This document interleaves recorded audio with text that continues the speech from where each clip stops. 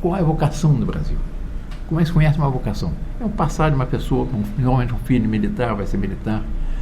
Dizem que filho de peixe, peixinho é. É uma tendência, são tradições de família, são apetências, são modos de ser, são dotes.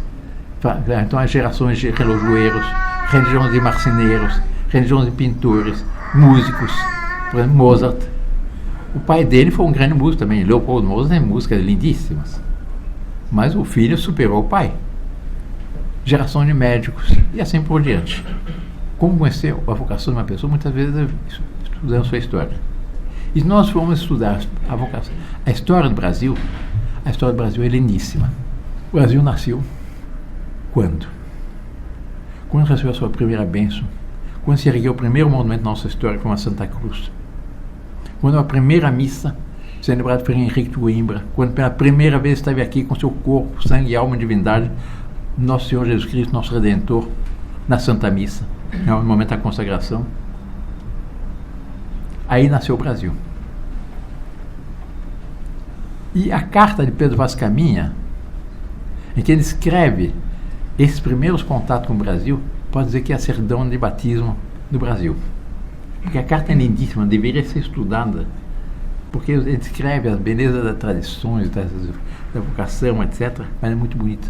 E a carta de Caminha é muito bonita, porque ele não só fala das terras, que a terra está de vossa e boas, beleza da terra, o esplendor, que possibilidade, descreve a harmonia que havia os primeiros portugueses com os próprios índios, como os índios ajudaram a levantar a primeira cruz, o respeito que os índios assistiam à primeira missa. Quando os portugueses se levantavam, os índios se levantavam, os portugueses ajoelhavam na consagração, faziam reverência, os índios imitavam os portugueses, porque eles discerniam, eles intuíam que ali estava algo realizando muito sagrado. Isso não se conta, não se fala. Quer dizer, houve uma bênção no Brasil no seu início, e essa carta termina, a carta Caminha termina exatamente com essa frase. Mas o melhor fruto que nela se pode fazer, diz para o rei de Portugal, Dom Manuel Venturoso, me parece que será salvar essa gente, e esta deve ser a principal semente que nela Vossa Alteza deve lançar. Fazer o que Vossa Alteza tanto deseja, a saber, o acrescentamento de nossa Santa Fé Católica. E o objetivo de Portugal era a expansão da fé.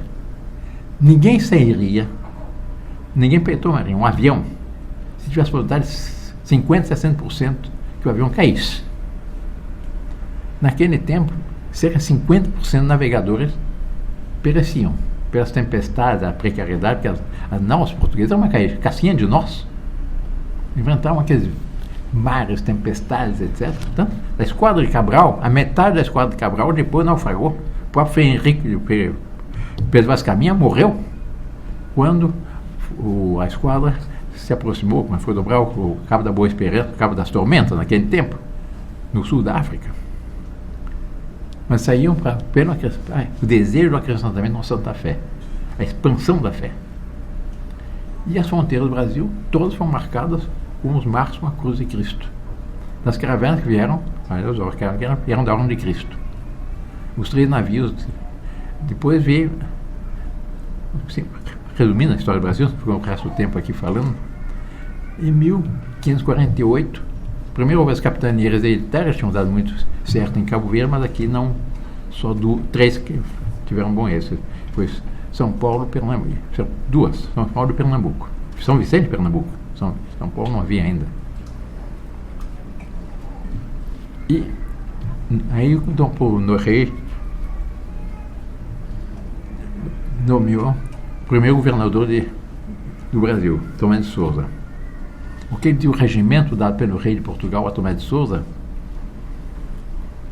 a principal coisa que me moveu a mandar povoar as ditas terras do Brasil foi que a gente dela se convertesse à nossa Santa Fé Católica.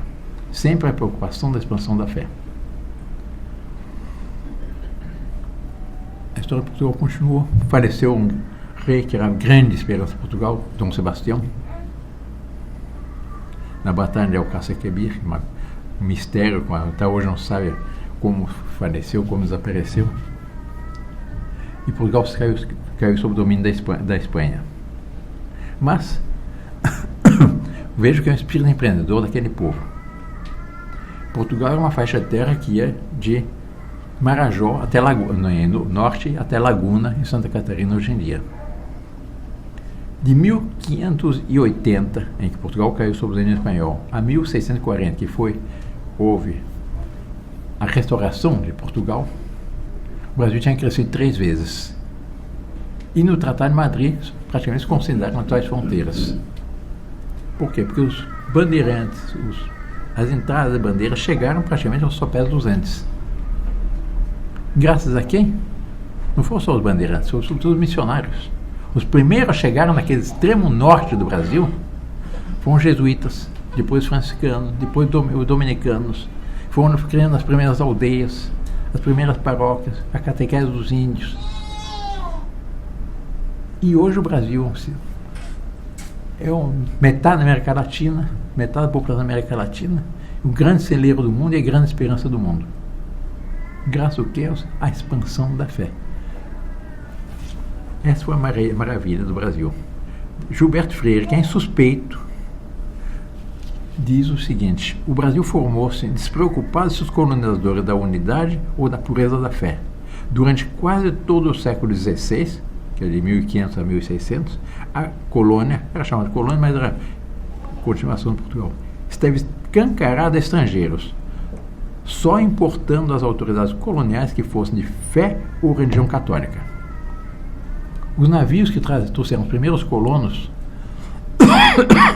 tinham sempre a bordo um jesuíta, um franciscano ou um dominicano, que iam fazer uma viagem toda com uma missão: evitar que houvesse qualquer infiltrado que se fizesse católico, mas na realidade não era, para preservar a fé católica no Brasil, que não fosse contagiada pela maldição, pela lepra do protestantismo, do calvinismo, todas essas religiões fruto da pseudo-reforma protestante. Houve uma obra extraordinária aos jesuítas. Está um trecho muito bonito a respeito da colonização dos jesuítas e toda a obra de Anchieta. Está numa biografia de São José de Anchieta. E é um santo que também não se dá o devido valor aqui no Brasil, porque se deve a ele a nossa unidade, se deve a ele a nossa civilização. São José de Anchieta estabeleceu para as cristandades confiadas a seus cuidados a ordenação que devia ser observada ao longo do dia. Veja a preocupação de criar uma civilização inteiramente fosse a realização do reinado social de nosso Senhor Jesus Cristo. Quando rompia a aurora, o sino tocava o ângelus, e todos começavam a jornada saudando a Santíssima Virgem e implorando seu socorro.